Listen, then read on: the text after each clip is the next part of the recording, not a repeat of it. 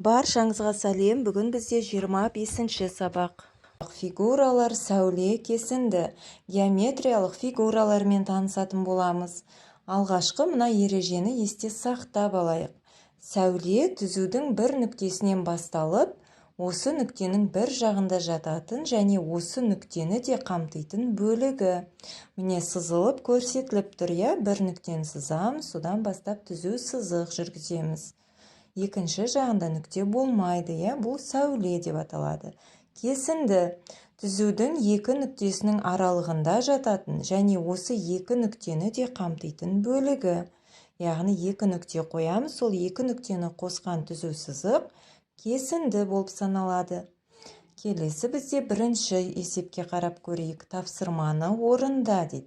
Қағаз бен қарындаш ал, қағаз бетіне нүкте қой, сәуле жүргіз. Міне суретте көрсетіліп тұр, бір нүктені қоямыз, одан кейін сол нүктеден түзу сызық сызамыз, яғни сәуле жүргіземіз. Нүктеден шыққан түзу ол сәуле болып есептелінеді. Екінші жағына нүкте қоймаймыз, осылай сызғышпен сызып алайық. Енді екі нүкте қой, түзу сызық арқылы сол екі нүктені қосамыз, астында көрсетіліп тұрған сурет бойынша. Бұл кезде бізде кесінді шықты, жаңағы ережеде айтылғандай. Бір нүктені қойып түзу сызық жүргізсек, ол сәуле болады. Ал екі нүктені қойып, сол екі нүктені қоссақ түзу сызықпен, ол кесінді болады екен, Екінші есеп. Қай фигуралар тең? Қандай түсті фигуралар тең дейді. Мұнда бірнеше фигуралар көрсетілген, шаршы, үшбұрыш және дөңгелек. Осылардың қайсысы тең дейді. Және қандай түстегі фигуралар тең дейді. Соларды санап көрейік. Бізде шаршыдан екеу екен, екі шаршы деп қойдық. Үшбұрыштан бізде мұнда төртеу екен. Ал сәуледен нешеу? Сәуледен екеу екен, дөңгелектен төртеу екен. Сонда бізде фигуралар төрт үшбұрыш, төрт кесінді және төрт дөңгелек тең екен, үшбұрыш, кесінді, дөңгелек сандары тең екен. Ал шаршы мен сәуле екі-екіден, екеуі тең екен. Енді түстеріне қарай санап көрейік. Көк түсті, қызғылт сары түсті, жасыл түсті, ашық көк түсті, қызғылт және ашық қызғылт, және сары түсті фигуралар тұр екен. Соларды санап көрейік. Бізде көктен бесеу, жасыл түстіден де бесеу екен.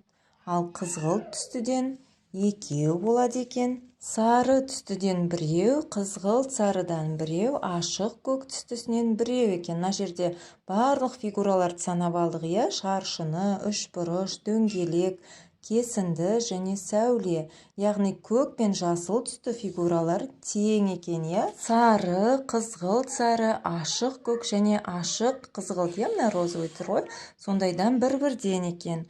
Бұл түстегі фигураларда бір-біріне тең болады екен. Ал қызғылт ол екеу екен, екеу ғана екен. Келесі, үшінші есеп. Сен зерттеушісің. Әр қатардағы фигуралар қандай белгісі бойынша жинақталған? Белгілердің бірі бойынша 4 геометриялық фигура сал дейді. Ең бірінші белгісі пішін, екінші белгісі түсі бойынша және үшінші белгісі өлшем бойынша, әр қатардағы фигураларды жинақтап қойған екен. Міне бірінші қатарда пішіндері бойынша қарайтын болсақ, дөңгелектер бар, одан кейін шаршы және үшбұрыш екен. Одан кейін түстері бойынша бізде үшінші қатарда тұр, көк түсті, бәрі бірыңғай көк түсті фигуралар тұр үшінші қатарда, үшбұрыш және үш шаршы, барлығы көк түсті екен. Және өлшемдері бойынша бізде бірінші қатарда, барлығы кішкентай фигуралар екен, бұл жерде кішкентай және үлкен фигуралар бейнеленген, бірінші қатардағы фигуралардың барлығы өлшемі бойынша кішкентай фигуралар орналасқан екен. Енді осылардың ішінден өзің 4 фигураны таңдап, бір белгісі бойынша сол фигуралардың суретін салып ала ғой. Ол жаңағы түстері бойынша немесе пішіні болмаса өлшемі бойынша таңдап 4 фигураның суретін салып ала ғой.